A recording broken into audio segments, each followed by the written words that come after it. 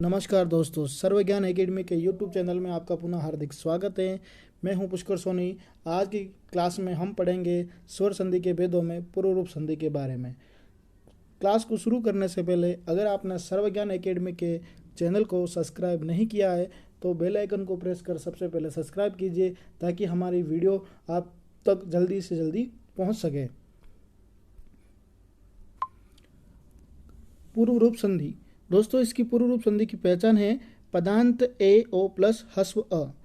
ये पूर्व रूप संधि कहती हैं अपने को कि प्लस के इस तरह अर्थात पूर्व की तरफ क्या होना चाहिए दोस्तों, ए और ओ वर्ण होना चाहिए, और प्लस के उस तरफ पर की तरफ अर्थात जब भी कोई प्लस के उस तरफ का पर का अर्थ मतलब होता है कि पद को जब अंतिम अंत होता है, जैसे कोई दो शब्दों का टुकड़ा किया तो उसमें तो यहाँ पे ये पर से तो पर की तरफ में अह्स्व अ होगा तो वहाँ पर पूर्व रूप संधि होगी। इसको अगर सूत्र के द्वारा समझे तो इसका सूत्र कहता है एंग पदांताद अति, अर्थात कि पद के अंत का अर्थ होता है पूर्व की तरफ जिसकी वृत्ति है। पदांतांत एंगो अति परे पर रूपम एकादेश स्यात्। पदांत अर्थात पद के अंत में ए ओ के साथ ह्रस्व ए का मेल होने पर, जैसे उसकी पहचान में बताया कि पद का अंत यहाँ हो रहा है पूर्व की तरफ, जिसके अंत में ए या ओ वर्ण होगा और प्लस के उस तरफ ह्रस्व अ स्वर का मेल होने पर पूर्व रूप एकादेश हो जाता है। क्या होता है दोस्तों, पूर्व रूप एकादेश। और परवर्ती ह्रस्व अ के स्थान पर जो इस तरह यह अ है, इस अ के स्थान पर आपके क्या हो जाएगा, अवग्र चिन्ह के रूप में प्लुप्त स्वर का एस, जिसे अपन एस का आकार देते हैं, वो हो जाता है, उसका प्रयोग किया जाता है। जैसे इसको और सूत्र के द्वारा समझे तो देखो ए ओ प्लस ह्रस्व अ, तो यहाँ पे ए ओ की जगह पुनः वापस वो के वो स्वर हो जाते हैं, ए ओ आ जाते हैं, लेकिन प्लस के पूर्व पर की तरफ में ह्रस्व अ के स्थान पर अवग्र चिन्ह के रूप में हम एस लिखते हैं इस तरह से। जैसे यहाँ पे शब्द दे रखा है हरे अव, जिसके संधि शब्द है पूर्व संधि का, जिसमें इसका संधि विच्छेद करेंगे तो देखो हरे, जहाँ पे ए है ये तो ऐसा का ऐसा पुनः लिखा जाएगा और प्लस के इस तरफ इस अवग्र चिन्ह को आप ह्रस्व अ में बदल दोगे जब आप संधि विच्छेद करोगे। इसको और भी अच्छी तरीके से इनको उदाहरण के द्वारा समझते हैं हम। जैसे यहाँ पे एग्जाम्पल दे रखा है ते अपी, देखो यहाँ पे ते अपी का सिंपल सा इसका संधि विच्छेद करेगा ते धन अपी, यहाँ पे इस अवग्र चिन्ह वाले अ को अ में बदल लिया ह्रस्व अ में। वृक्षस्मिन, वृक्ष प्लस अस्मिन, जैसे लोकेस्मिन शब्द हैं तो लोक प्लस अस्मिन, यहाँ पे देखो अवग्र चिन्ह वाले, यहाँ पे सॉरी दोस्तों यहाँ पे अवग्र चिन्ह आएगा, तो यहाँ पे अवग्र चिन्ह को आपने किस में बदला, आपने अ में बदला। उसी प्रकार गो अग्रम शब्द है, गो प्लस अग्रम। दोस्तों यहाँ पे ध्यान देना कि यहाँ पे जो गो अग्रम शब्द है वो गो अग्रम शब्द, उसमें 3 प्रकार की संधि होती है, जिसमें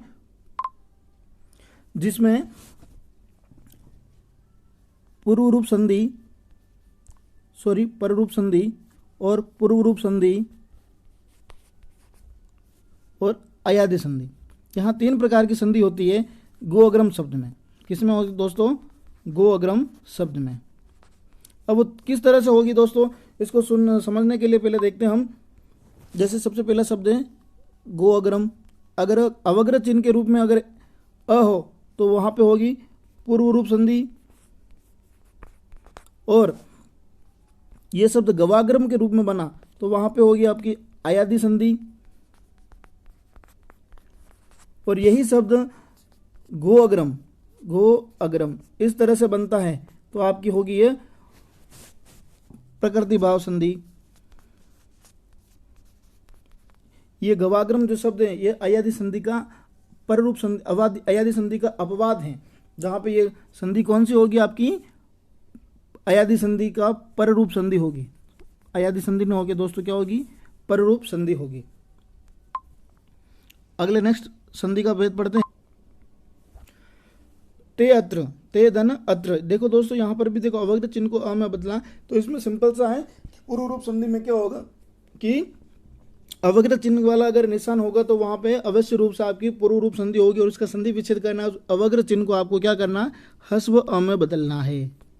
जैसे यहाँ पे दे रखा है विष्णु अव, तो विष्णु धन अव, यहाँ पे अत्र की जगह अव करना है। कवे अत्र, कवे धन अत्र, वने अत्र, वने धन अत्र, पूर्व गुरु अव, गुरो धन अव, ते अपि, ते धन अपि। देखो यहाँ पे सब में अवग्रह चिन्ह के रूप में अ है, जिसको संधि विच्छेद करने पर हस्व अ में बदला है। इस तरह दोस्तों ये आपकी पूर्व रूप संधि कंप्लीट होती है। अब बात करते हैं हम पररूप संधि और पूर्व रूप संधि में क्या अंतर है, थोड़ा सा उसको समझ लेते हैं हम। दोस्तों पररूप संधि और पूर्व रूप संधि, पररूप संधि हमने नेक्स्ट वीडियो में पढ़ी थी, जिसमें इसका सूत्र था एंगी पररूपम। एंगी पररूपम करता एंग पदांताद, एंग पद के पूर्व क्या होना चाहिए, अकारांत उपसर्ग। देखो अकारांत उपसर्ग का अर्थ जैसे ऐसे उपसर्ग जिसके अंत में कोई अवर्ण हो, जैसे प्र, अव, उप और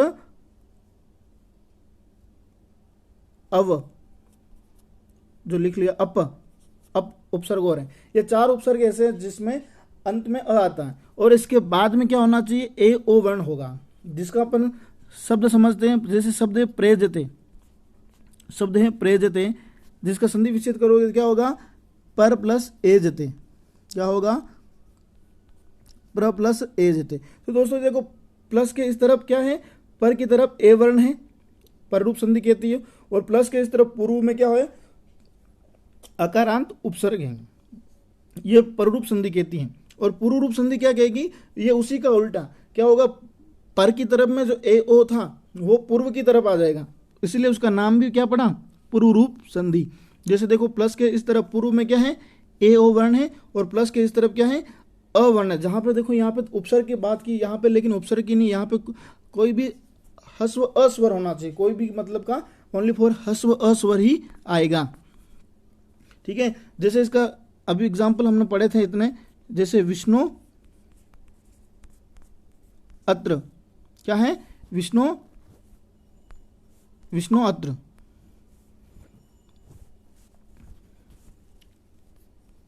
विष्णु अत्र। तो यहां पे देखो अगर इसका संधि विच्छेद करोगे तो क्या होगा आपका, विष्णु धन अत्र। तो यहां पे पर की तरफ में क्या है, अवर्ण है, और प्लस पूर्व की तरफ क्या है, ओ वर्ण है। तो ये दोनों संधि में यही अंतर है कि इसमें संधि के नाम के अकॉर्डिंग हो जाता है कि पर की तरफ होगा तो आपकी पूर्व रूप संधि होगी, और पूर्व की तरफ होगा तो आपका क्या होगा, पूर्व रूप संधि होगी। कौन से वर्ण, ए ओ वर्ण। मुख्य बात कौन सी है, ए ओ वर्ण अगर पूर्व की तरफ होंगे तो पूर्व रूप संधि होगी, और पर की तरफ होंगे तो पर रूप संधि होगी। दोस्तों हमारा वीडियो आपको कैसा लगा कमेंट के द्वारा ज़रूर बताइएगा। धन्यवाद।